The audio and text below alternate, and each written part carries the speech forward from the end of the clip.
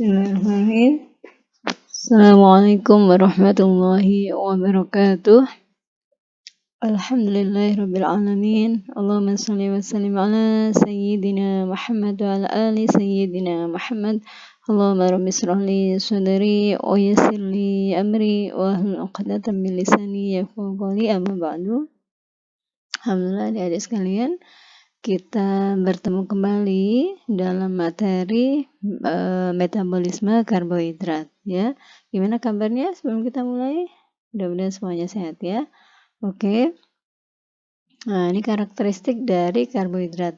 Karbohidrat ini merupakan sumber energi utama tubuh kita yang disusun oleh 3 unsur, yakni karbon, hidrogen, dan oksigen.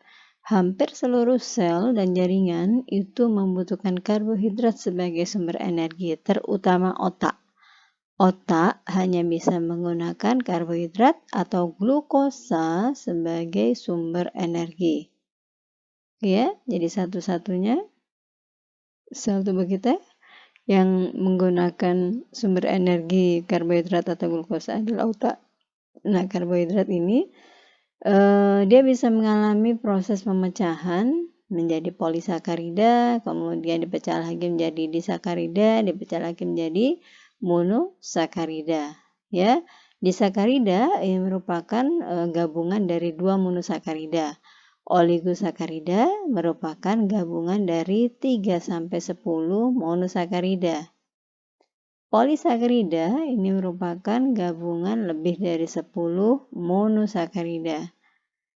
Nah, polisakarida ini ada 2 jenis. Kalau misalnya monosakaridanya ini sama, maka disebut sebagai homopolisakarida. Sementara kalau monosakaridanya berbeda-beda, disebut sebagai heteropolisakarid. Ya, kalau monosakaridanya sama disebut homopolisakarida. Kalau polisakaridanya berbeda disebut heteropolisakarid. Oke. Kemudian ada istilah poliol. Poliol ini merupakan gula alkohol, ya. Starch ini sama dengan amilum, ya, merupakan serbuk atau tepung yang berwarna putih, kemudian tidak berbau, kemudian mengandung karbohidrat yang tidak memiliki rasa atau hambar. Amilum ini mengandung karbohidrat tapi tidak memiliki rasa. Oke, kita lanjut. Nah, monosakarida ini ada 3 jenis, ya, glukosa, fruktosa, galaktosa, yang bisa kita temukan pada buah, sayur, madu, ya. Kemudian juga bisa kita temukan pada sirup. Oke, monosakarida ada 3 jenis, glukosa, fruktosa, galaktosa. Kemudian disakarida yang merupakan kombinasi 2 monosakarida ada 3 jenis juga, ya. Kombinasi antara glukosa dan fruktosa ini membentuk sukrosa. Sukrosa ini biasanya bisa didapatkan pada gula yang disediakan di meja, ya. Kemudian sugar beet atau sugar cane dan pada buah. Oke, kemudian kombinasi antara glukosa dan galaktosa akan membentuk laktosa. Laktosa ini bisa ditemukan pada susu dan produk-produk susu lainnya. Kemudian kombinasi antara glukosa dan glukosa akan membentuk maltosa. Glukosa fruktosa membentuk sukrosa, kemudian glukosa galaktosa membentuk laktosa, glukosa membentuk maltosa. Oke. Kemudian gula monosakarida dan disakarida ini bisa ditambahkan pada makanan, baik itu makanan pabrik, makanan yang kita masak, atau makanan yang kita konsumsi. Oke, gula tambahan ini disebut sebagai added sugar atau free sugar. Umumnya ini bisa ditemukan pada madu, ya, atau jus buah-buahan, ya. Oke, kita pindah. Kemudian poliol. Poliol ini merupakan gula alkohol yang rendah kalori, ya. Poliol ini dibuat dari transformasi gula. Salah satu beberapa contoh dari poliol ini adalah sorbitol. Sorbitol ini terdapat pada makanan dan minuman. Kemudian xilitol. Xilitol ini terdapat pada permen karet, ya. Kemudian bentuk lain dari poliol adalah isomalt yang berasal dari sukrosa. Oke. Kemudian konsumsi, hati-hati, konsumsi poliol terlalu banyak bisa menyebabkan efek laksatif. Ya, laksatif ini diare, ya, bisa menimbulkan diare. Jadi konsumsi gula alkohol terlalu tinggi bisa menyebabkan diare. Contoh gula alkohol, sorbitol, xilitol, kemudian isomalt. Yang biasanya dipakai pada produk kedokteran gigi ini adalah xilitol, ya, sebagai bahan tambahan pada permen karet untuk mencegah terjadinya karies. Oke, kemudian oligofruktan. Ini merupakan salah satu bentuk oligosakarida yang tersusun atas 9 fruktosa. Ya.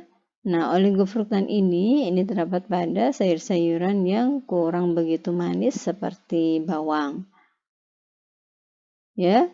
Kemudian sebagian besar oligosakarida yang oligofruktan ini dia tidak bisa dipecah menjadi monosakarida oleh enzim digestif pada manusia. Ya, oligosakarida tidak bisa dipecah menggunakan enzim digestif manusia, tetapi membutuhkan mikrobiota yang telah terdapat pada usus, ya, intestin. Pemecahan oligosakarida ini tidak bisa menggunakan enzim murni, enzim digestif murni dari manusia, tetapi membutuhkan mikroba yang hidup pada intestin atau usus. Oke, kita pindah. Polisakarida merupakan kelompok karbohidrat yang disusun oleh lebih dari 10 monosakarida.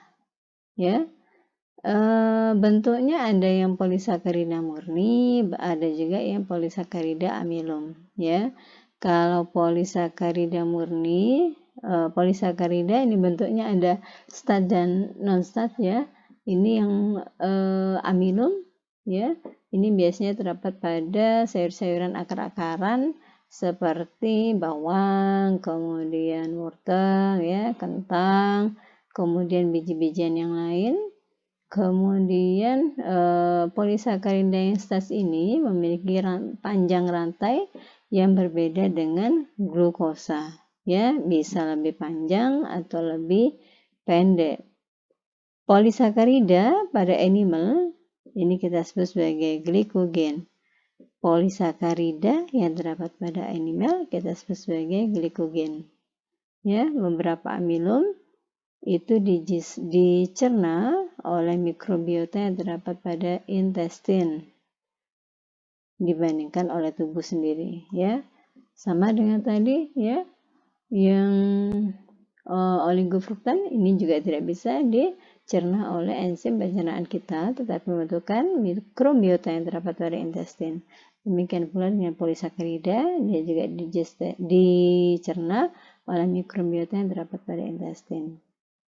Oke, kemudian yang non-starch ini polisakarida yang non-amilum, ya. Contohnya adalah selulosa, ini kelompok serat, ya, selulosa, hemiselulosa, kemudian pektin juga gum. Sumber utamanya adalah pada sayur dan buah-buahan, kemudian juga pada biji-bijian. Oke, semua diet serat ini tidak bisa dicerna. Ya, tidak bisa dicerna oleh tubuh kita, ya. Karena itu membutuhkan bakteri yang terdapat pada intestin. Oke, ini contohnya tipenya, ya, monosakarida, glukosa, fruktosa, galaktosa, disakarida, sukrosa, laktosa, maltosa. Ini oligosakarida baik yang frukto maupun yang malto, kemudian poliol, isomalt, maltitol, sorbitol, xilitol, eritritol, kemudian yang starch polisakarida, amilase, amilopektin, maltodextrin, kemudian yang non starch ya selulose, pektin, hemoselulose, sewing gum dan inulin. Nah, ini gambaran dari monosakarida ya, bisa ditemukan pada buah, sayur, kemudian madu juga kacang-kacangan ya. Ini disakarida ya, bisa ditemukan pada susu, kemudian polisakarida bisa ditemukan pada nasi, kentang, kemudian jagung juga gandum. Nah, fungsi dari karbohidrat itu adalah satu, menyediakan energi. Karbohidrat merupakan sumber energi yang utama dan pertama ya. Yang kedua, meregulasi kadar glukosa darah. Yang ketiga, membatasi penggunaan protein sebagai energi. Yang keempat, itu memecah asam lemak. Yang kelima, menyediakan diet serat. Dan yang keenam, menyediakan pemanis yang natural untuk makanan. Karbohidrat bisa menyediakan pemanis yang natural untuk makanan. Oke, ini merupakan suplai energi dari karbohidrat ya. Karbohidrat kalau misalnya dia dipecah menjadi bentuk paling kecil monosakarida, yang paling banyak digunakan sebagai sumber energi adalah glukosa ya. Jadi glukosa dia bisa masuk ke dalam sel itu karena bantuan insulin ya. Nah, ini gambaran dari asam lemak. Kalau ini glukosa dia masuk ke dalam sel dengan bantuan insulin, kemudian di bawah menuju ke sitoplasma oleh glut ya. Kemudian dia akan dikonversi menjadi glukosa 6-fosfat. Glukosa 6-fosfat ini mengalami proses glikolisis membentuk pirufat. Pirufat kalau misalnya ada oksigen, dia akan dibawa menuju ke mitokondria untuk mengalami proses siklus Krebs ya. Sementara kalau tidak ada oksigen, maka pirufat dengan bantuan enzim laktat dihidrogenasa akan diubah menjadi laktat. Oke, di gambarannya sama ya, glukosa diubah menjadi glukosa 6-fosfat. Kemudian glukosa 6-fosfat mengalami proses diubah menjadi pirufat. Pirufat dengan adanya oksigen akan masuk ke mitokondria. Ya, di mitokondria pirufat akan diubah menjadi asetil-CoA. Asetil-CoA diubah menjadi sitrat. Sitrat akan dibawa ke sitoplasma, diubah menjadi asetil-CoA juga. Ya, asetil-CoA diubah menjadi malonyl-CoA. Malonyl-CoA bisa diubah menjadi fatty acid CoA. Fatty acid CoA ini bisa dikonversi menjadi trigliserida, sementara trigliserida selanjutnya bisa dikonversi menjadi VLDL. Ya, very low density lipoprotein. Oke, nah kita kembali ke pirufat ya. Pirufat ini kemudian selain diubah menjadi asetil CoA, dia juga sebagian diubah menjadi oksaloastat. Ya, oksaloastat akan diubah menjadi malat. Oke. Malat itu akan melepaskan NADH dan FADH untuk membentuk ATP.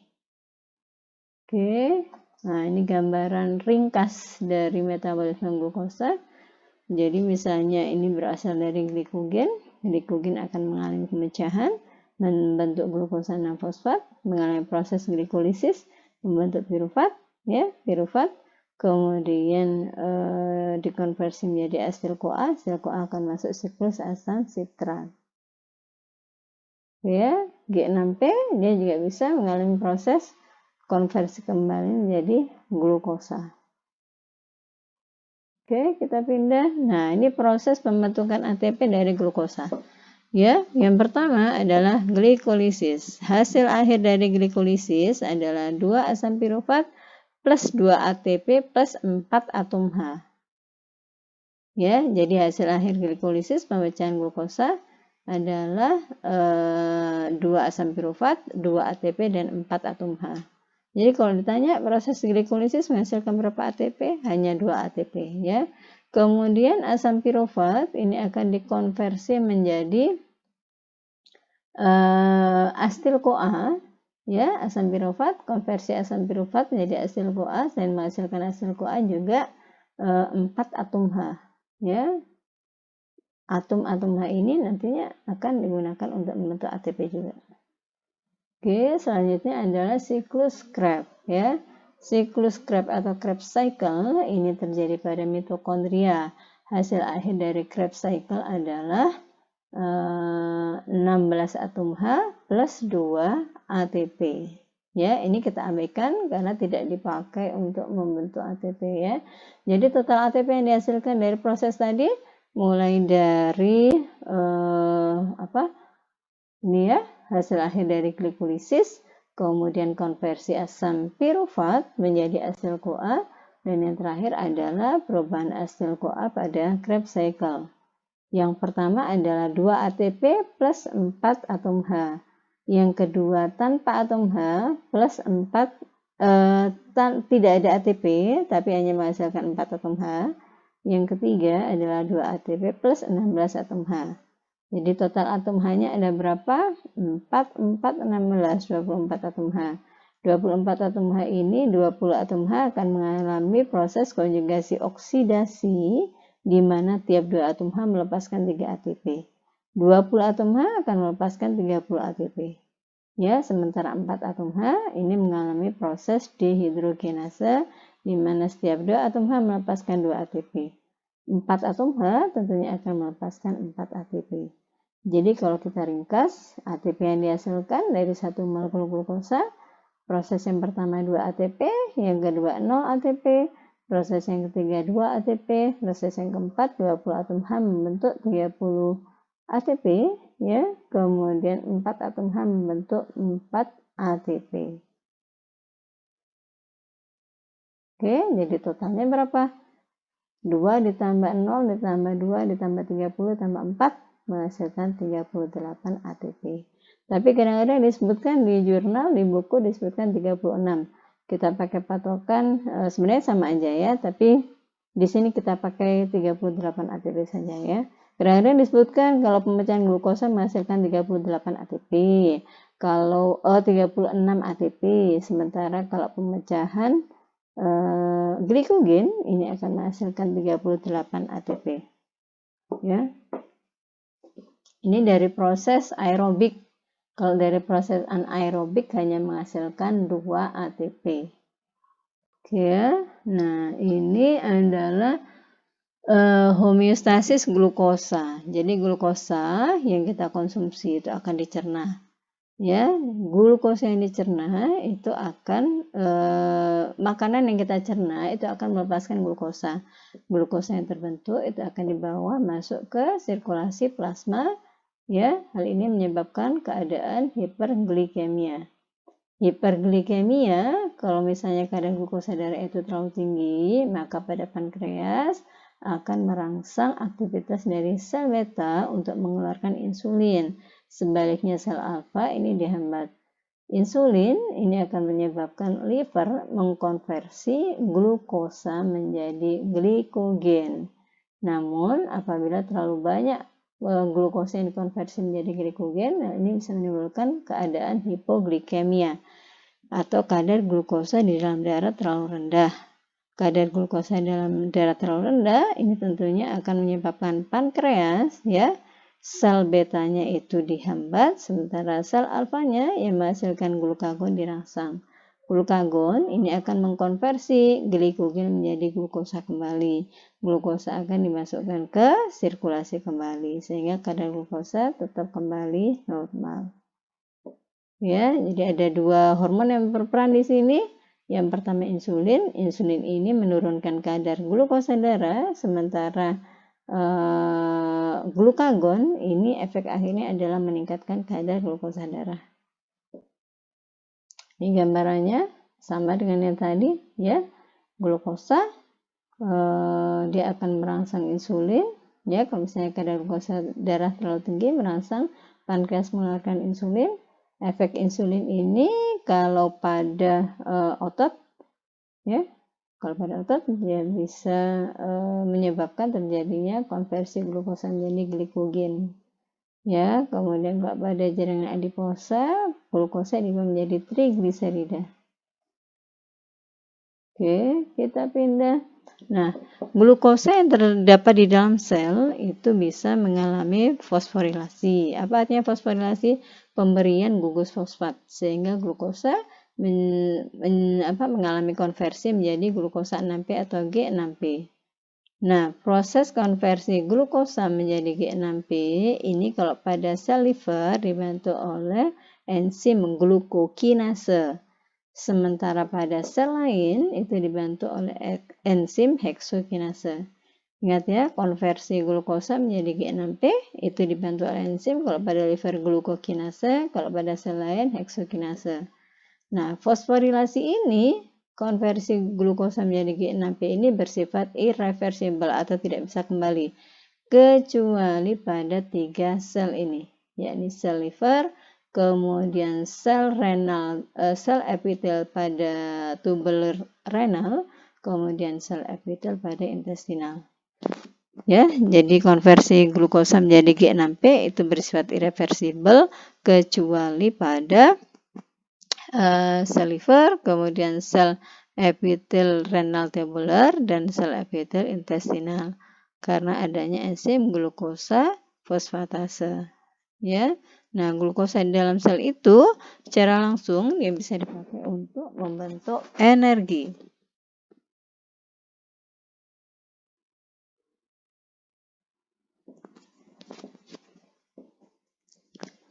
Ya, atau disimpan untuk membentuk glikogen. Ya. Nah, simpanan glukosa coba Anda perhatikan. Pada semua sel itu cuma sedikit ya. Kemudian pada liver sel 5-8% total liver berat liver ya. Kemudian pada sel otot 1-2%.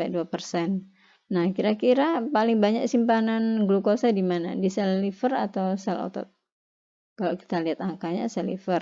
Tapi ini 5-8% total berat liver ya. Jadi simpanan glukosa terbanyak adalah pada sel otot.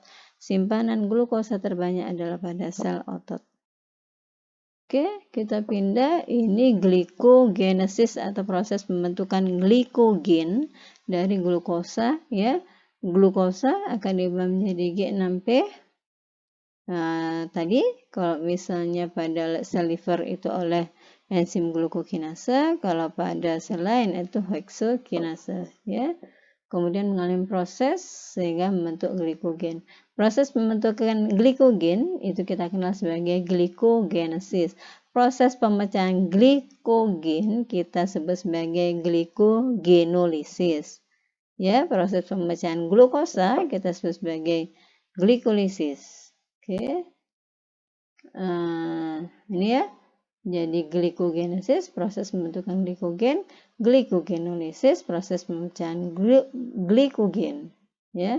Glikolisis proses pemecahan glukosa. Oke, asam laktat. Asam laktat ini dibentuk dari glikolisis anaerob ya, dengan bantuan laktat dehidrogenesis. Laktat dehidrogenase ini merupakan enzim ya.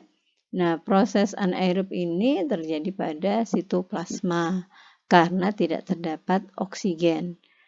Nah, asam laktat ini bisa dikonversi kembali menjadi asam pirufat ini pada sel liver, terutama pada sel liver ya. Pada sel lain hanya sedikit ya. Pada sel lain itu diantaranya adalah pada sel otot jantung. Ya, jadi pada saat exercise dengan intensitas tinggi, maka akan dilepaskan asam laktat dalam jumlah yang banyak oleh skeletal muscle ke plasma. Ya, asam laktat ini kemudian dikonsumsi oleh sel otot jantung, dikonversi kembali menjadi asam pirufat untuk digunakan sebagai sumber energi. Asam laktat bisa dikonversi kembali menjadi asam pirufat, terutama pada sel liver. Pada sel yang sedikit, sel lain ini diantaranya adalah sel otot jantung. Ya, di sel otot jantung, asam laktat bisa dikonversi menjadi asam pirufat untuk kemudian digunakan sebagai sumber energi. Oke, co-recycle. Apa itu co-recycle? Co-recycle merupakan proses konversi asam laktat menjadi asam laktat kembali menjadi asam pirufat. Ya. Co-recycle proses konversi asam laktat menjadi asam pirufat. Ya. Jadi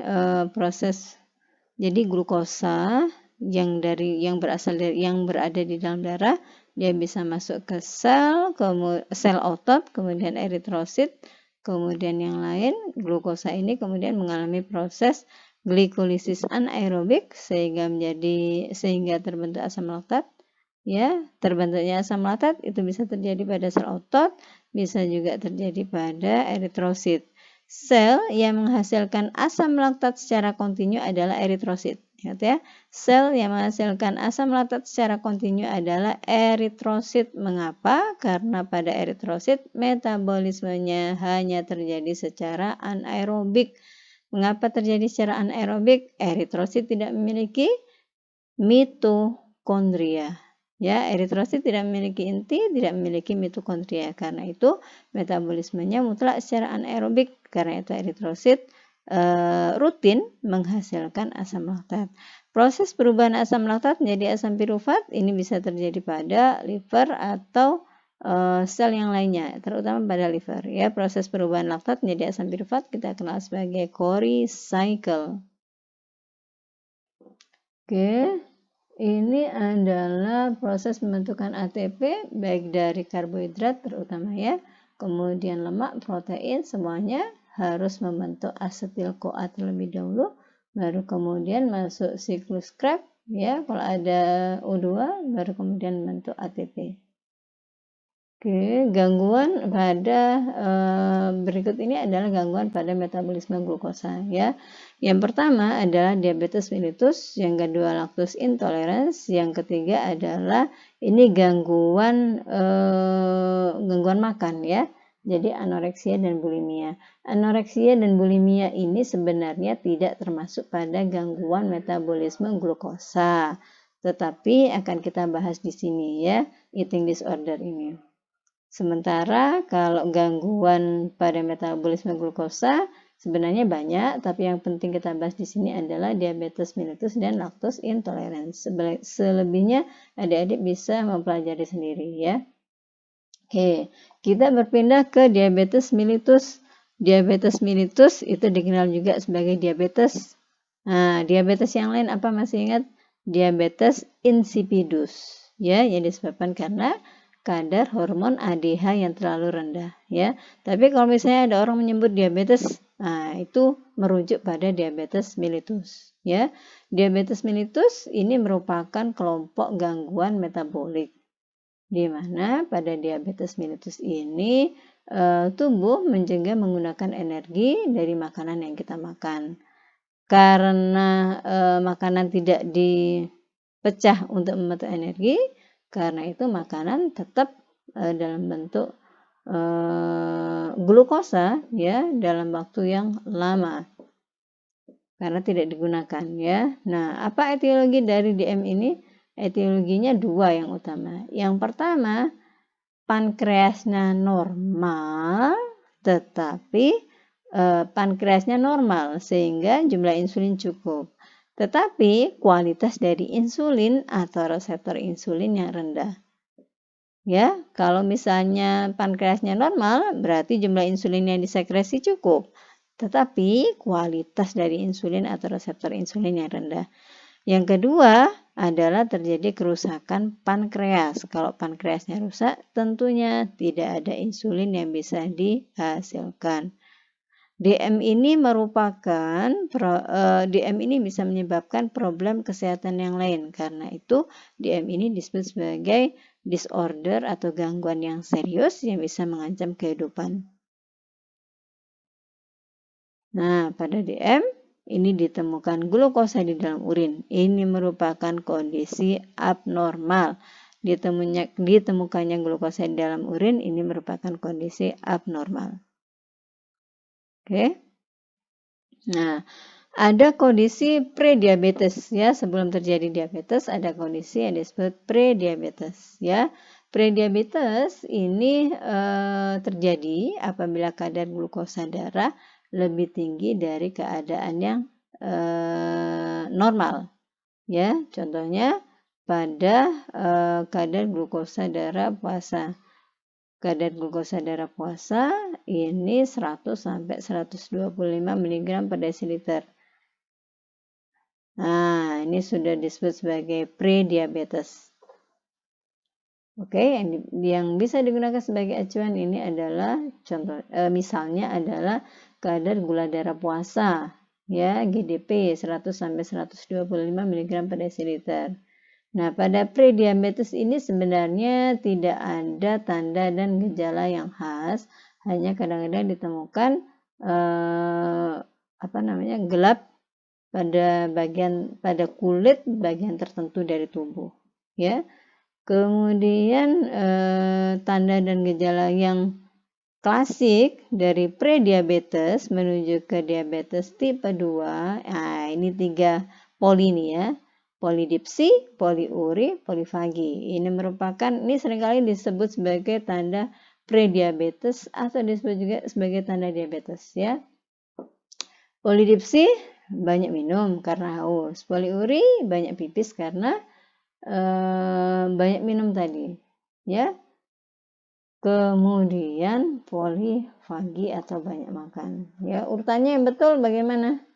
Urutan yang betul polidipsi, poliuri, polifagi ya. Mengapa terjadi polidipsi? Karena pada saat terjadi peningkatan kadar glukosa darah, glukosa menjadi pekat, aliran darah menjadi lambat.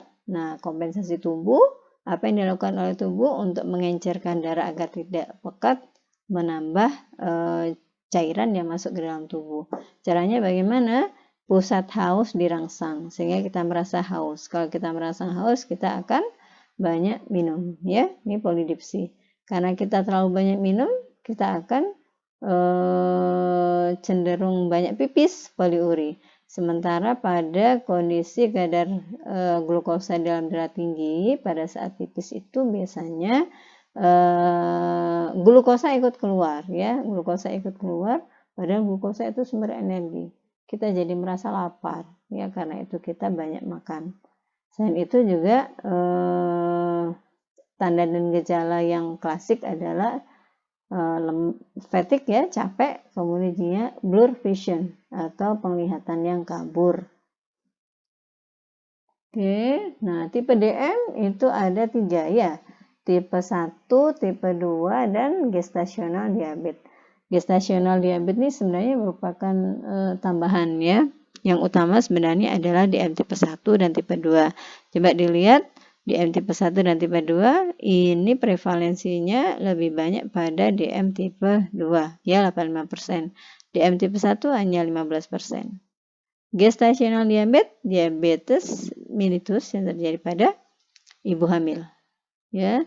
Nah, kita beralih ke DM tipe 1. DM tipe 1 disebut juga sebagai insulin dependent diabetes mellitus atau IDDM. Mengapa disebut insulin dependent diabetes mellitus? Karena pasien sangat tergantung pada insulin. Mengapa sangat tergantung pada insulin? Karena pankreasnya rusak sehingga pankreas tidak bisa menghasilkan insulin. Ya, DM tipe 1 disebut juga sebagai juvenile onset diabetes. Mengapa disebut juvenile? Karena seringkali terjadi pada anak-anak.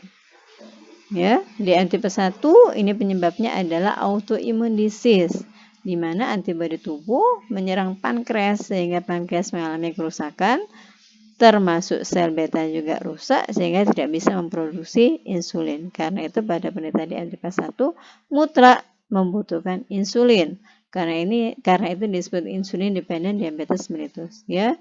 Nah, pada DM tipe 1 itu kadang-kadang juga ditemukan kerusakan pada pembuluh darah kecil yang terdapat pada mata. Karena itu disebut sebagai diabetik retinopati. Kemudian pada syaraf, diabetik neuropati. Pada ginjal, diabetik nefropati. Kemudian juga DM tipe 1 memiliki resiko yang tinggi untuk terjadinya penyakit jantung dan stroke. Oke, ini tanda dan gejala dari DM tipe 1. Ya, haus, sering haus ya. Kemudian sering pipis ya. Kemudian pada anak-anak ditemukan pada bednya itu basah, padahal sebelumnya tidak pernah ditemukan bed yang basah. Karena sering pipis tadi ya, kadang-kadang tidak bisa menahan pipis ya. Kemudian rasa lapar yang ekstrim ya, kemudian kehilangan berat badan, kemudian irritability ini gampang marah atau moodnya gampang berubah ya, kemudian fatigue cepat lelah dan weakness lemah ya. Selain itu juga bisa mengalami penglihatan yang kabur atau blur vision. Nah, treatmentnya apa? Kalau pada penderita DM tipe 1 mutlak harus diberikan injeksi insulin ya pada jaringan lemak di bawah kulit. Oke, pada penderita DM tipe 1 mutlak diberikan injeksi insulin pada jaringan lemak di bawah kulit. Nah, injeksi insulinnya bisa menggunakan apa aja? Yang paling sederhana menggunakan syring. Yang kedua bisa menggunakan insulin pen. Ya, ini jarumnya tipis. Kemudian bisa juga menggunakan jet injector. Ya, ini menggunakan udara tekanan tinggi. Ya. Kemudian atau menggunakan pompa. Ya, menggunakan pompa ini memasukkan insulin melalui saluran kateter di bawah kulit. Ya. Nah, kemudian treatment berikutnya adalah pada penderita harus melakukan tes mengukur kadar glukosa darah secara periodik, secara rutin, ya. Kemudian harus mengatur pola makan. Pada penderita DM tipe 1 juga disarankan untuk melakukan exercise secara rutin atau harian. Ya, ini kasihan penderita DM tipe 1 ini ya, biasanya terjadi pada anak-anak. Oke. Nah, DM tipe 2. DM tipe 2 itu disebut juga sebagai non-insulin dependent diabetes mellitus. Apa artinya? Penderita tidak selalu tergantung pada insulin. Disebut juga sebagai adult onset diabetes. Mengapa? Karena biasanya terjadi pada usia dewasa. Ya, umumnya di atas usia 20 tahun. Oke, ini biasanya terjadi pada prevalensinya 85%. Nah, yang DM tipe 2 ini dia sebenarnya lebih ringan dibandingkan tipe 1. Meskipun lebih ringan, tetapi DM tipe 2 ini juga bisa menyebabkan komplikasi seperti kerusakan pada pembuluh darah kecil pada mata, saraf, juga ginjal. Ya, selain itu, DM tipe 2 juga bisa meningkatkan resiko terhadap penyakit jantung dan stroke. Oke ya. Kemudian pada penderita DM tipe 2 ini biasanya mengalami obesitas. Oke, obesitas ini disebabkan karena resistensi insulin. Oke, jadi resistensi insulin itu artinya pankreas harus bekerja lebih berat ya, lebih keras untuk menghasilkan insulin dalam jumlah yang lebih banyak, sementara insulin yang diproduksi itu tetap tidak bisa mencukupi untuk menjaga kadar glukosa darah tetap normal ya. Nah, treatment pada DM tipe 2 ini secara sederhana tentunya adalah menjaga berat badan, kemudian pola makan yang tepat, kemudian exercise, kemudian mungkin membutuhkan beberapa obat ya. Mengapa disarankan exercise? Karena exercise ini bisa mempercepat masuknya glukosa ke dalam sel. Sama dengan tadi DM tipe 1 juga disarankan untuk melakukan exercise ya. Oke, kita pindah. Ini adalah tanda dan gejala dari DM tipe 2. Mirip dengan tipe 1 sebenarnya ya. Jadi haus, kemudian meningkatkan urinasi, kemudian meningkatnya rasa lapar ya. kehilangan berat badan. Awalnya pada penderita DM tipe 2 ini obesitas gemuk ya, tapi kalau lama menderita DM maka penderita akan menjadi kurus ya. Kemudian fatigue ini adalah capek, kemudian penglihatannya kabur, kemudian kalau ada luka proses penyembuhannya ini menjadi lambat, kemudian mudah sekali mengalami infeksi ya. Pada penderita DM tipe 2 mudah sekali mengalami infeksi. Kemudian ada area yang gelap pada kulit ya. Biasanya itu adalah pada aksila juga pada leher. Ini sign and symptom pada DM tipe 2. Ada area gelap pada kulit, yang lebih gelap pada kulit. Biasanya itu terdapat pada aksila. Aksila itu ketiak ya, dan leher. Oke, ini beberapa faktor resiko yang bisa meningkatkan terjadinya DM tipe 2. Yang pertama adalah berat badan. Berat badan lebih normal. Bagaimana cara kita mengetahui berat badan kita lebih normal atau tidak? Dengan menghitung BMI atau Body Mass Index ya. Ini sudah kita pelajari coba dibuka lagi pada basic metabolisme ya. Kemudian simpanan lemak. Kalau simpanan lemak ini disimpan di bawah abdomen, maka perlu dicek lingkar pinggangnya ya. Kalau pada pria, kalau lingkar pinggangnya itu lebih dari 40 inci atau 101,6 cm, maka indikasi obesitas. Jadi memiliki risiko untuk mengalami DM tipe 2 ya. Sementara pada wanita itu lingkar pinggangnya lebih dari 35 inci atau 88,9 cm. Ya, kemudian faktor risiko berikutnya adalah aktivitas fisik yang kurang. Kemudian family history. Jadi kalau ada ayah ibu mengalami DM, maka anaknya beresiko mengalami DM lebih tinggi. Mengapa? Karena ada gen obes yang diturunkan dari orang tua ke anak ya. Kemudian age ini pada usia tua ya, usia lanjut, tetapi sekarang DM tipe 2 tidak hanya dimulai pada usia tua, pada usia 30 tahun sudah banyak yang menderita DM tipe 2 ya. Kemudian prediabetes. Nah, ada 3 tanda poli tadi ya pada penderita prediabetes itu juga beresiko untuk menjadi DM tipe 2 ya. Kemudian gestational diabetes yang terjadi pada ibu hamil, di mana bayi yang dilahirkan itu beratnya bisa sampai 4 kg. Nah, ibu-ibu yang mengalami gestational diabetes memang tidak semuanya berlanjut menjadi DM tipe 2.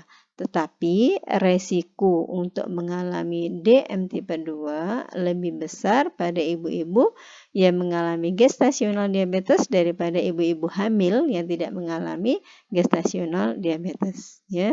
Kemudian adanya kista pada ovarium sehingga terjadi gangguan keseimbangan hormonal. Ini juga bisa merangsang terjadinya DM tipe 2 ya. Kemudian ada area yang gelap pada kulit khususnya umumnya pada daerah aksila dan leher. Oke, treatment yang diberikan pada DM tipe 2, kalau pada DM tipe 1 karena tubuh tidak bisa memproduksi insulin, jadi mutlak diberikan insulin. Tapi kalau pada DM tipe 2 ini diberikan obat, tidak selalu diberikan insulin, tapi bisa diberikan obat-obatan terlebih dahulu. Obat utama ya, first dan best medikasi untuk DM tipe 2 ini adalah metformin. Ya, ini obat pertama yang diberikan pada penderita DM tipe 2. Pertama dan utama dan yang terbaik ya. Obat yang lain adalah sulfonylurea, mefloquine, kemudian thiazolid nedin, kemudian DPP4 inhibitor, kemudian GLP1 reseptor agonis, kemudian SGLT2 inhibitor yang bertujuan untuk menghambat reabsorpsi glukosa pada ginjal. Ya. Kemudian baru setelah memang kondisinya parah di mana tubuh kekurangan insulin baru diberikan insulin ya. Kemudian meregulasi diet rendah glukosa, kemudian melakukan exercise. Mengapa exercise? Karena exercise bisa mempercepat masuknya glukosa ke dalam sel. Ingat ya, exercise bisa mempercepat masuknya glukosa ke dalam sel. Sehingga bisa membantu menurunkan kadar glukosa darah di dalam plasma. Oke, ini perbandingan antara DM tipe 1 dan tipe 2. Coba diamati. Kalau DM tipe 1 biasanya terjadinya secara mendadak. Kalau DM tipe 2 biasanya terjadinya secara bertahap. Ya, ada tahapan prediabetes baru kemudian menjadi diabetes tipe 2, ya. Kemudian usianya kalau DM tipe 1 biasanya pada usia muda, anak-anak, kalau DM tipe 2 terutama pada usia dewasa.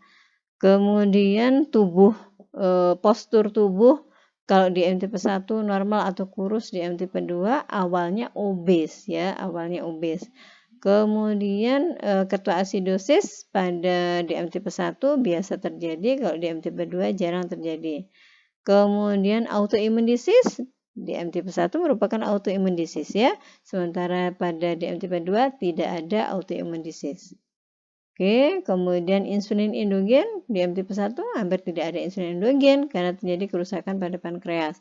Sementara pada DM tipe 2, insulin endogennya ada, bisa normal atau menurun. Ya. Kemudian pada kembar identik ini DM tipe 1 bisa terjadi peluangnya 50%, sementara pada DM tipe 2 ini peluangnya lebih besar 60%. Ya, prevalensinya hanya sekitar sedikit, dikatakan maksimal 15%, kalau ini adalah 85%. Oke, kita pindah, ini gambaran DM tipe 1, coba diamati ya. Jadi makanan yang kita konsumsi akan dicerna menjadi glukosa, glukosa akan masuk ke bloodstream ya, masuk ke plasma, sehingga terjadi peningkatan kadar glukosa di dalam darah. Nah, mestinya pankreas ini harus memproduksi insulin, tetapi pada DM tipe 1 karena pankreasnya rusak tidak bisa menghasilkan insulin ya, sehingga kadar glukosa meningkat di dalam darah. Kemudian pada DM tipe 2 sama prosesnya, makanan yang kita konsumsi dipecah menjadi glukosa, glukosa masuk ke pembuluh darah. Kemudian mestinya dengan masuknya glukosa ke dalam pembuluh darah akan meningkatkan kadar glukosa dalam darah. Mestinya pankreas harus menghasilkan insulin untuk menurunkan kadar glukosa darah. Ya, tetapi insulinnya ini tidak bisa bekerja. Ya, bisa karena jumlahnya yang kurang, bisa juga karena reseptornya yang tidak sensitif sehingga terjadi peningkatan kadar glukosa di dalam darah. Oke, kita pindah nih gambarannya. Ini dalam kondisi normal, insulin bisa ditangkap oleh reseptornya sehingga menyebabkan masuknya glukosa ke dalam sel. Kalau pada tipe 1, pankreas rusak, no insulin ya, sehingga pintu glukosa tidak bisa terbuka sehingga glukosa tidak bisa masuk. Oke. Kemudian pada diabetes tipe 2, DM tipe 2 insulinnya ini cukup, tetapi kemungkinan reseptornya yang tidak sensitif ya, atau insulinnya memang kurang ya, sehingga glukosa juga tidak bisa masuk ke dalam sel. Oke. No insulin ini tipe 1 ya, nggak ada insulin. Ini yang tipe 2, insulinnya sedikit ya, insulinnya sedikit sehingga sel tidak bisa merespon terhadap insulin. Insulinnya sedikit atau insulinnya cukup tetapi reseptornya yang tidak sensitif ya. Nah, kemudian gestasional diabetes. Gestasional DM ini merupakan DM yang terjadi pada ibu hamil pada saat pregnancy ya, yang disebabkan karena resistensi insulin. Nah, biasanya dokter itu menemukan kasus gestasional DM ini pada pertengahan atau pada akhir kehamilan, di mana glukosa darah ibu itu bisa melewati plasenta bayi. Ya. Nah, gestasional DM ini penting dideteksi karena untuk melindungi pertumbuhan dan perkembangan dari bayi, ya. Prevalensinya 2-10% dari tiap kehamilan. ya bisa mengalami gestasional DM. Nah, gestasional DM ini biasanya akan berakhir itu setelah bayi dilahirkan ya, tapi juga bisa mengalami perubahan berkembang menjadi DM tipe 2 setelah beberapa minggu atau beberapa tahun melahirkan. Ya, jadi tidak semua ibu hamil yang mengalami gestasional DM itu nantinya akan mengalami DM tipe 2, tidak, tetapi resikonya lebih tinggi untuk mengalami DM tipe 2, ya. Nah, resikonya itu sebenarnya lebih tinggi pada ibu dibandingkan pada bayi, ya. Nah, pada bayi, apa yang terjadi pada bayi? Pada bayi, berat badannya itu biasanya tidak umum, ya, besar. Ya, kemudian terjadi gangguan pernafasan pada saat kelahiran. Kemudian beresiko untuk mengalami obesitas dan beresiko untuk mengalami diabetes pada waktu berikutnya. Ya, pada bayi yang dilahirkan dari ibu yang mengalami gestasional DM itu biasanya bayinya dilahirkan dengan bobot yang besar, ya. Kemudian gangguan pernafasan pada saat lahir, kemudian resiko obesitas, kemudian bisa mengalami diabetes pada waktu berikutnya.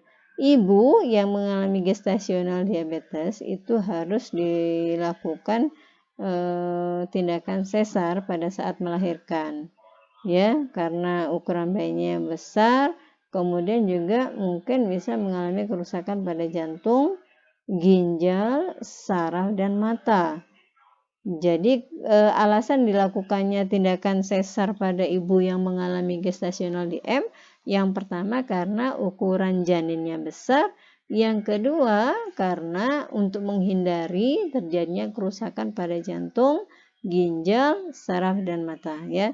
Jadi ibu hamil yang mengalami gestasional DM kalau melahirkan secara normal itu dikhawatirkan terjadi kerusakan pada jantung, ginjal, saraf, dan mata. Oke, ini tanda dan gejalanya hampir sama semuanya ya dengan yang sebelumnya, tapi karena ini ibu hamil, selain mudah capek ya, gangguan penglihatan ya, kabur, kemudian haus yang ekstrim, kemudian mual ya, kemudian vesika urinarianya ini cepat terisi karena tertekan oleh uterus ya, sehingga sering pipis. Kemudian ditemukan glukosa di dalam urin juga. Nah, treatmentnya apa? Nah, treatmentnya kalau pada ibu hamil, pada ibu hamil ini adalah 3 yang utama ya. Yang pertama perubahan lifestyle, yang kedua adalah monitoring kadar glukosa darah, dan yang ketiga adalah medikasi. Ya, nah perubahan lifestyle ini adalah diet yang difokuskan pada buah, sayur, biji-bijian, dan protein, di mana konsumsi makanan ini tinggi, nutrisinya tinggi gitu ya, seratnya tinggi tetapi rendah lemak dan kalori ya, nutrisinya tinggi, kemudian berserat tetapi tidak berlemak dan kalorinya juga rendah ya. Kemudian juga harus aktif, tetap melakukan exercise meskipun exercise-nya itu adalah exercise ringan ya. Kemudian harus dilakukan monitoring kadar glukosa darah secara rutin, kemudian diberikan medikasi atau obat-obatan ya. Biasanya 10-20% wanita yang mengalami gestasional DM itu membutuhkan insulin ya, untuk mengontrol kadar glukosa darah. Oke. Nah, ini gambarannya. Ya, pada ibu hamil itu plasenta akan memproduksi hormon estrogen, kortisol, dan plasenta laktogen. Hormon-hormon ini bisa mengganggu fungsi insulin. Jadi hormon yang dihasilkan oleh plasenta, estrogen, kortisol, kemudian human placental laktogen ini bisa mengganggu fungsi insulin sehingga kadar glukosa darah akan meningkat. Oke, nah karena ini berhubungan, sebelumnya kita sudah membicarakan tentang DM ya, diabetes mellitus. Diabetes mellitus itu ditandai dengan kadar glukosa darah yang terlalu tinggi. Ya, atau seringkali ditanya bagaimana kita mendiagnosis atau menentukan seseorang itu mengalami diabetes mellitus atau tidak berdasarkan kadar glukosa darah. Salah satunya berdasarkan kadar glukosa darah ya. Kadar glukosa darah itu kalau di bawah normal kita sebut sebagai hipoglikemi. Ya, urutannya biasanya mulai dari kadar glukosa darah yang rendah, hipoglikemi, normal, kemudian kalau meningkat sedikit kita sebut prediabetes, kalau meningkat terlalu tinggi kita sebut hiperglikemia. Oke, kadar glukosa darah yang terlalu tinggi ini bisa disebabkan karena kondisi hipertiroid, kemudian bisa juga karena pankreatitis, pastinya ya, kalau pankreatitis, inflamasi pada pankreas, maka pankreas tidak bisa menghasilkan insulin, kemudian juga apabila pankreas mengalami kondisi cancer, ya, pankreas juga tidak akan bisa menghasilkan insulin. Oke.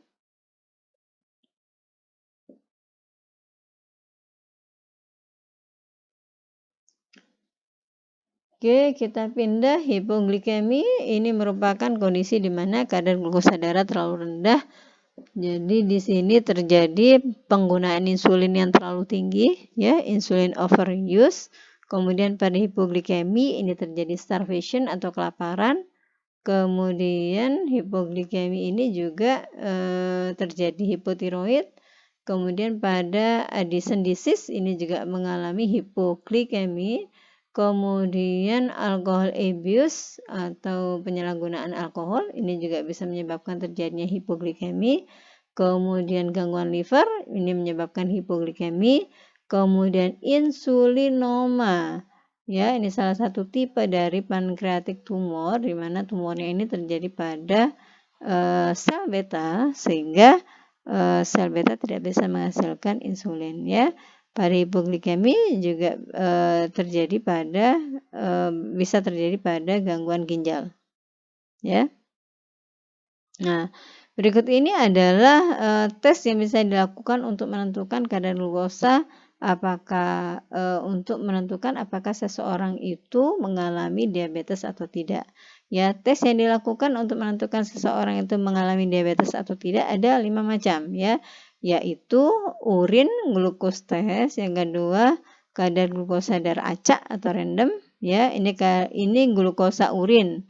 Yang kedua kadar glukosa darah random atau acak, kemudian kadar glukosa darah puasa, kadar glukosa darah 2 jam setelah makan, kemudian HbA1c ya, glukosa yang bisa dideteksi pada hemoglobin.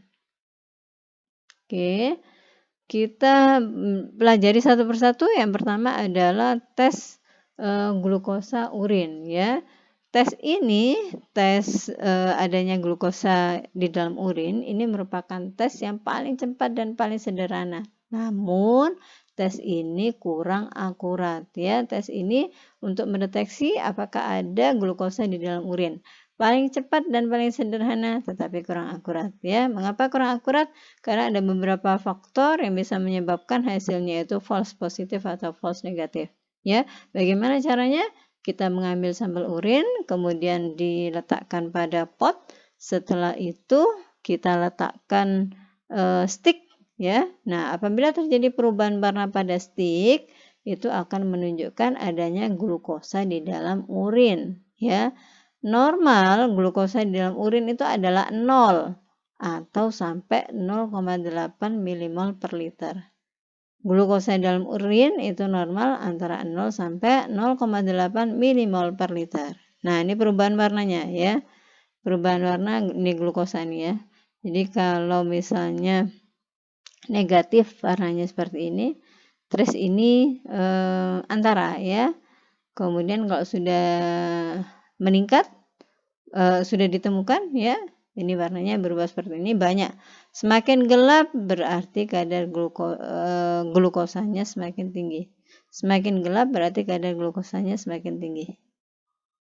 Oke, yang kedua adalah kadar glukosa darah acak atau random ya.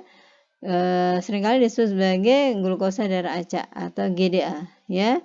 Nah, GDA ini, random blood glucose atau GDA ini normal apabila kurang dari 140 mg per desiliter. Kemudian prediabetes kalau misalnya terletak antara 140 sampai 199 mg per desiliter.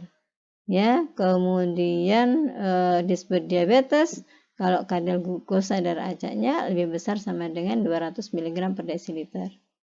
Ya, GDA ini juga kurang sensitif ya, karena penderita tidak usah puasa, bisa diperiksa sewaktu-waktu. Ya, kemudian kadar glukosa darah puasa. Kadar glukosa darah puasanya ini minimal 8 jam sebelum dilakukan pemeriksaan. Ingat, untuk memeriksa kadar glukosa darah puasa, pasien harus berpuasa minimal 8 jam sebelum pemeriksaan ya.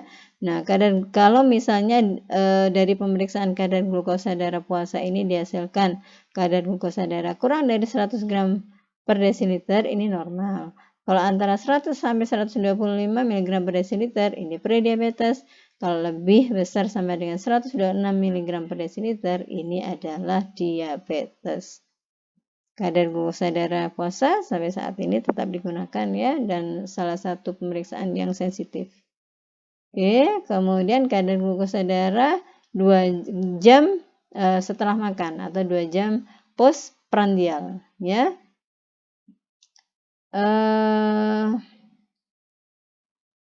Ya, jadi biasanya kadar glukosa darah 2 jam setelah makan ini pemeriksaannya dilakukan setelah pemeriksaan kadar glukosa darah puasa ya. Jadi pasien diinstruksikan untuk puasa pada malam hari ya. 8 jam kemudian dilakukan pengambilan darah. Setelah itu untuk mengukur kadar glukosa darah puasa. Setelah itu penderita diinstruksikan untuk makan 2 jam setelah makan, kemudian diukur kadar glukosa darah postprandial ya. Nah, normal kadar glukosa darah postprandial itu adalah kurang dari 140 mg per desiliter. Kalau hasilnya lebih besar sama dengan 180 mg per desiliter, ini kita sebut sebagai diabetes. Oke. Nah, berikutnya ini adalah HbA1c. Ini yang sekarang ini banyak digunakan ya. Pemeriksaan kadar glukosa darah dengan menggunakan tes HbA1c atau disebut juga hemoglobin. Hb-nya ini adalah hemoglobin ya. Hemoglobin A1c tes atau glycid hemoglobin tes ya. Hemoglobin bila dia berikatan dengan glukosa ini akan mengalami proses glikasi. Hemoglobin yang berikatan dengan glukosa akan mengalami glikasi, karena itu disebut sebagai glycid hemoglobin test ya. Nah, RBC atau eritrosit itu umurnya berapa? 3 bulan kan? 120 hari kan? 120 hari atau sekitar 3 bulan ya. Nah, 120 hari 4 bulan ya. Tapi rata-rata RBC itu bisa ditemukan di dalam plasma pada 3 bulan ya, selama 3 bulan ya. Karena itu HbA1c ini bisa menunjukkan kadar glukosa 8 sampai 12 minggu sebelumnya. Ya, jadi HbA1c ini bisa menunjukkan kadar glukosa 8 sampai 12 minggu sebelumnya. Nah, karena pada pemeriksaan HbA1c ini kita menggunakan hemoglobin, maka pada penderita anemia pemeriksaan ini tidak cocok ya. Kalau ingin memeriksa kadar glukosa darah pada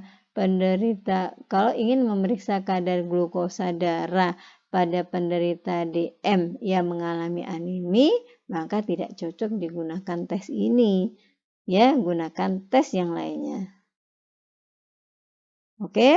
Nah, HbA1c ini biasanya digunakan bareng-bareng dengan pemeriksaan kadar gula darah puasa ya untuk mendiagnosis DM tipe 2. HbA1c ini sebenarnya bukan diagnosis primer untuk DM tipe 1, hanya mensupport ya. Biasanya malah untuk pemeriksaan mendiagnosis DM tipe 1 cukup dengan random blood glucose, ya. Nah, HbA1c juga tidak bisa digunakan untuk mendiagnosis gestasional diabetes. Ya, HbA1c ini biasanya digunakan bersama-sama dengan pemeriksaan kadar glukosa darah untuk mendeteksi DM tipe 2, ya. Bukan pemeriksaan utama pada DM tipe 1, hanya mensupport. Untuk mendiagnosis DM tipe 1 sebenarnya cukup dengan random blood glucose, ya. Kemudian HbA1c juga tidak digunakan untuk mendiagnosis gestasional diabetes. Oke, nah ini hasil dari pemeriksaan HbA1c. Kalau misalnya kadar glukosa yang terikat pada Hb itu adalah kurang dari 42 milimol per mol atau 6%, ini normal. Antara 42 sampai 47 atau 7% prediabetes, ya, prediabetes, di mana di sini sudah terjadi gangguan regulasi glukosa. Kemudian kalau lebih dari 8%, lebih besar sama dengan 8%, ini merujuk pada DM tipe 2. 6%, 7%, 8%, ya, tidak mati. Dilihat nih, kalau kadar HbA1c-nya 6%, ini normal. Atau glukosa yang terikat pada Hb 42 milimol per mol. Nah, kemudian kalau 7, prediabetes. Di 8 atau di atas 8 itu sudah menunjukkan diabetes semuanya, ya. Oke, ini beberapa komplikasi yang terjadi pada penderita DM ada 2, dibagi menjadi 2, komplikasi akut dan kronik. Komplikasi akutnya bisa diabetik ketoasidosis, hipoglikemi, dan diabetik non ketotik. Hipoglikemi ini merupakan komplikasi yang membahayakan, ya. Ingat, hipoglikemi ini merupakan komplikasi yang membahayakan karena saking takutnya kadar glukosa darah meningkat, biasanya pasien DM ini malah tidak makan. Nah, ini yang berbahaya. Kalau sudah hipoglikemi, pusing, kemudian bisa mengalami pingsan sampai dengan koma, ya. Kemudian yang kronik ini bisa menyerang pembuluh darah yang mikro dan makro. Oke, yang kronik, ya, yang menyerang pembuluh darah mikrovaskular bisa terjadi pada mata, bisa mengganggu pembuluh darah pada mata. Ini menyebabkan terjadinya retinopati, kemudian glaukoma, bisa juga menyebabkan terjadinya katarak. Ya, kemudian mikrovaskular pada ginjal bisa menyebabkan nefropati, mikrovaskular pada saraf bisa menyebabkan neuropati. Kemudian makrovaskular, pembuluh darah besar pada otak, ini bisa menyebabkan stroke. Kemudian transient transient ischemia attack, kemudian juga gangguan kognitif. Ya, kemudian kalau terjadi pada jantung bisa menyebabkan coronary heart disease atau penyakit jantung koroner. Kemudian kalau terjadi pada ekstremitas, ini menyebabkan gangguan pada pembuluh darah perifer.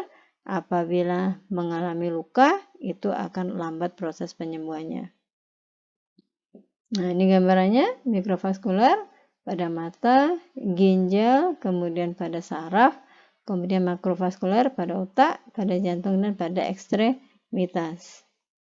Ya, kemudian gangguan metabolisme karbohidrat yang kedua adalah intoleransi laktosa. Masih ingat laktosa? Laktosa kelompok disakarida, ya. Disebut juga sebagai laktos malabsorpsi atau gangguan absorpsi laktosa. Biasanya laktos intolerance ini tidak berbahaya, ya. Gejalanya itu hanya rasa yang tidak nyaman, ya, yang dirasakan oleh penderita. Nah, tubuh pada laktos intolerance ini, tubuh tidak bisa mencerna laktos gula laktos yang terdapat pada susu. Mengapa tidak bisa mencerna laktosa? Karena enzim laktasenya yang terlalu rendah. Ya, laktos intolerance ini bisa primer, bisa sekunder. Kalau primer ini biasanya disebabkan karena herediter, diturunkan dari orang tua. Kalau yang sekunder ini gangguan mukosa intestin, ya. Yang sekunder ini seringkali terjadi pada anak-anak atau bayi, ya. Gejalanya adalah diare. Oke. Kemudian lebih dari 50% sebenarnya laktos intoleran ini terjadi pada usia dewasa.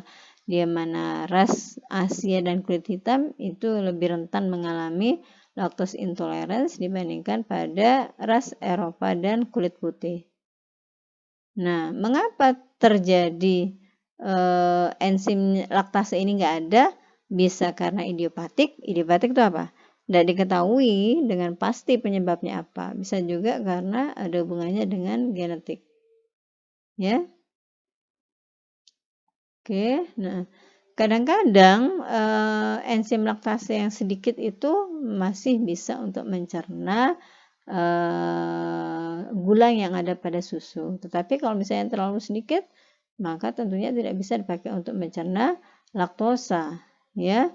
Nah, tanda dan gejala terjadinya lactose intolerance itu biasanya dimulai 30 menit sampai 2 jam setelah mengkonsumsi makanan atau minuman produk susu yang mengandung laktosa, ya. Jadi tanda dan gejala lactose intolerance ini biasanya terjadi 30 menit sampai 2 jam setelah mengkonsumsi makanan atau minuman produk susu yang mengandung laktosa, ya. Nah, gejala umumnya apa? Biasanya diare, ya, mual, muntah, kemudian kram pada perut, ya. Kemudian terjadi bloating, flatus, ya. Kemudian keluar gas, ya. Nah, pada individu yang mengalami lactose intolerance, kalau pada bayi, susunya malah tidak boleh dikentalkan. Susunya harus diencerkan atau mengganti susunya dengan susu yang LLM atau low lactose milk, susu rendah laktosa. Atau yang nggak ada laktosanya sama sekali malah lebih bagus, ya. Kemudian kalau pada dewasa adalah hindari produk-produk susu, ya, untuk konsumsi sehari-hari. Diare pasti pada bayi. Jadi kalau pada bayi mengalami diare, jangan malah susunya kemungkinan dia mengalami lactose intolerance, ya. Susunya jangan dikentalkan, sebaiknya susunya diencerkan atau kalau memungkinkan sebaiknya susunya diganti yang rendah laktosa. Oke, nah berikutnya ini adalah eating disorder. Ya, eating disorder ini ada 2, anoreksia dan bulimia. Oke, beda utama antara anoreksia dan bulimia. Anoreksia itu nggak punya nafsu makan. Bulimia makan tapi dimuntahkan kembali, gitu ya. Nah, anoreksia ini seringkali terjadi karena distorsi dari body image. Jadi image tentang postur tubuh yang bagus yang keliru, gitu ya. Nah, anoreksia ini bisa juga disebabkan karena emosional, kemudian bisa juga disebabkan karena trauma, kemudian juga bisa disebabkan karena depresi atau tertekan, juga disebabkan karena kecemasan, ya. Nah, beberapa individu ini melakukan diet ekstrem, sebenarnya bukan diet, ya, pembatasan jumlah makan dalam jumlah yang ekstrim, ya, sehingga terjadi penurunan berat badan, ya, sehingga terjadi penurunan berat badan. Nah, ya. Nah, ini beberapa gejala dari anoreksia, ya. Mengalami penurunan berat badan yang parah, kemudian insomnia atau sulit tidur, kemudian dehidrasi, kehilangan cairan, konstipasi, sulit buang air besar atau sulit puff, kemudian weakness itu lemas, kemudian fatigue itu gampang lelah, ya, dizziness, pusing sampai dengan pingsan, fainting, ya. Kemudian rambut tipis dan mudah rontok. Kemudian pada jari-jarinya itu tampak seperti biru-biru, ya, semburat kebiruan gitu, ya. Kemudian kulitnya kering dan tampak berwarna kuning, ya. Kemudian tidak mampu mentoleransi terhadap cuaca dingin, ya. Kalau pada wanita bisa mengalami amenor atau tidak mengalami menstruasi. Oke, kemudian rambut pada permukaan tubuh, ya, pada tangan, pada muka muncul ya. Kemudian bisa juga mengalami aritmia. Aritmia itu apa? Gangguan irama jantung, ya. Irama jantungnya menjadi irregular. Nah, ini adalah gejala emosi, emosional simptom yang terjadi pada penderita anoreksia adalah rasa percaya diri yang rendah, ya. Irritability ini mudah marah, ya, atau moodnya mudah berubah. Kemudian mengisolasi diri, ya, biasanya. Kemudian mengalami depresi atau tertekan, juga mengalami kecemasan, ya. Ingat, pada anoreksia pasien tidak atau mengalami penurunan nafsu makan, ya. Pasien mengalami penurunan nafsu makan.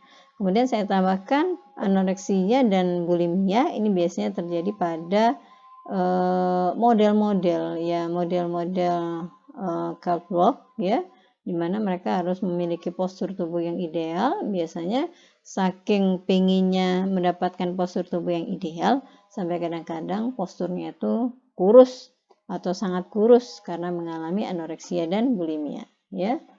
Oke, kemudian dalam jangka panjang gejalanya bisa mengalami anemia, ya, karena kekurangan nutrisi, ya.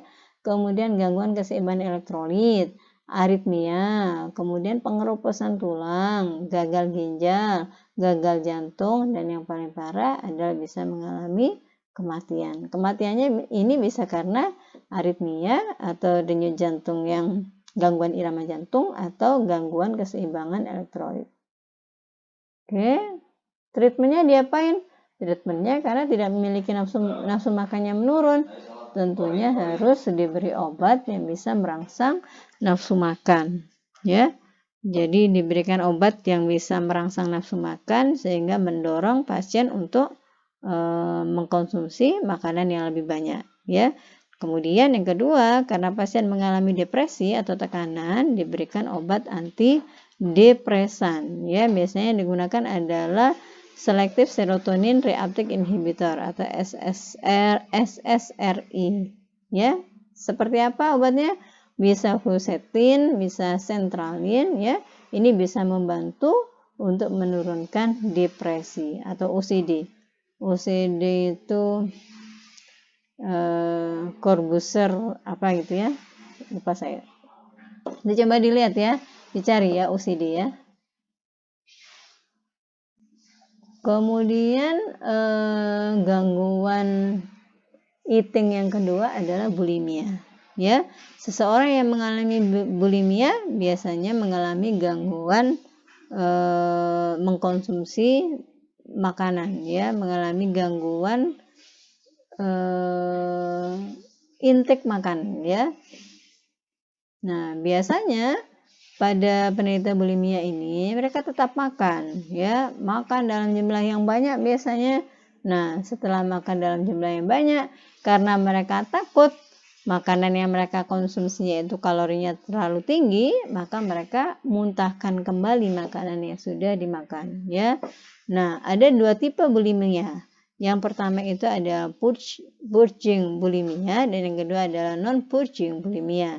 Yang purging bulimia ini biasanya penderita tetap makan tetapi kemudian merangsang dimuntahkan kembali, ya. Yang kedua, selain itu penderita juga menggunakan diuretik yang tidak sesuai dengan resep dokter, ya, atau juga menggunakan laksatif atau obat pencahar merangsang untuk buang air besar, ya.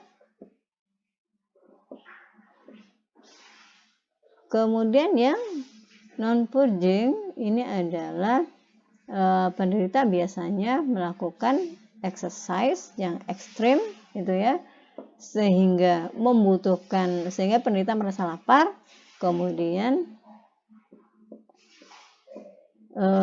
untuk mencegah penambahan berat badan, ya. Kalau yang non-purging ini, jadi penderita melakukan aktivitas untuk membakar energi, gitu, ya, mengeluarkan energi untuk mencegah bertambahnya berat badan, ya. Jadi ingat, bulimia itu ada dua tipe. Yang pertama purging. Kalau yang purging ini biasanya penderita makan tapi kemudian memuntahkan kembali, atau penderita menggunakan obat-obat diuretik, ya, merangsang diuretik itu merangsang pipis, kemudian laksatif itu merangsang buang air besar, ya. Atau yang non purging, penderita melakukan aktivitas ekstrim untuk membakar energi, ya, untuk mencegah meningkatnya berat badan, ya. Oke, biasanya penderita bulimia ini juga mengalami kecemasan, ya, sehingga tidak bisa mengontrol behavior makannya, ya, kebiasaan makannya, ya. Nah, physical symptom, gejala fisik dari penderita bulimia diantaranya adalah peningkatan atau penurunan berat badan secara signifikan, yakni 5-20 pon dalam 1 minggu, ya. Kemudian bibir itu tipis dan pecah-pecah karena dehidrasi. Kemudian mata kemerahan atau terjadi kerusakan pembuluh darah mata. Kemudian kalau misalnya terjadi luka pada buku-buku jari yang disebabkan karena jarinya suka dimasukkan ke mulut untuk merangsang muntah, ya. Kemudian mulutnya menjadi sensitif, ya, karena itu mudah sekali enamelnya mengalami erosi dan ginggivannya mengalami resesi, ya. Kemudian kelenjar limfanya juga membengkak, mengalami pembengkakan pada kelenjar limfa. Oke, nah kalau misalnya terjadi dalam jangka panjang bulimia ini, apa yang bisa diamati? Kerusakan pada gigi, kemudian inflamasi atau kerusakan pada esofagus, kerusakan pada kelenjar yang dekat dengan pipi, ya.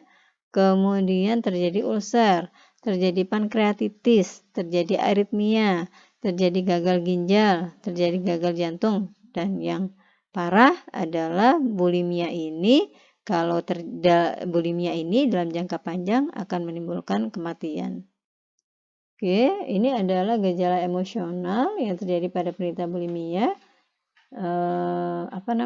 Kepercayaan diri yang rendah, gitu, ya, mudah marah atau moodnya mudah berubah, ya. Kemudian biasanya menderita mengisolasi diri, ya. Kemudian mengalami depresi atau tertekan, juga mengalami kecemasan. Nah, treatmentnya tentunya diberikan obat yang bisa membantu menurunkan depresinya, kecemasannya, ya. Di antaranya adalah Prozac atau SSRI, kemudian monoamin oksidase inhibitor like buspirone, ya. Kemudian tricyclic antidepresan, kemudian antiemetik, ya, dapat membantu menurunkan muntahnya, ya. Nah, ini nice to know buat adik-adik, ya. Oke, ini gambaran tabel ini menunjukkan perbedaan antara anoreksia dan bulimia, ya. Yang pertama, berat badan. Kalau anoreksia ini adalah berat badannya itu lebih rendah dari normal, ya. Kalau bulimia berat badannya normal atau malah overweight, ya. Kemudian kebiasaan makannya, kalau anoreksia itu makan sedikit makanan atau kalorinya rendah, karena pada anoreksia ini biasanya tidak memiliki nafsu makan, ya. Kalau bulimia makan dalam jumlah yang besar, tapi setelah itu dia muntahkan kembali, atau kalau tidak dimuntahkan kembali menggunakan laksatif untuk mengeluarkan makanan, ya, merangsang untuk BAB. Kemudian body image, ya, body image-nya itu kalau anoreksia terlalu konsen pada body image, ya, dan ini berbahaya. Oke, kalau bulimia itu hampir mirip, ya, juga terlalu konsen pada berat badan dan penampilan, ya. Kemudian medical symptomnya, kalau pada anoreksia lemah, ya, gampang lelah, gampang capek, kemudian kekurangan nutrisi, tekanan darah yang rendah. Kalau pada bulimia hampir sama sebenarnya, ya, lemah, kemudian mudah lelah, kemudian mengalami dehidrasi karena muntah itu, ya, kemudian mengalami problem pada mulut dan tenggorokan.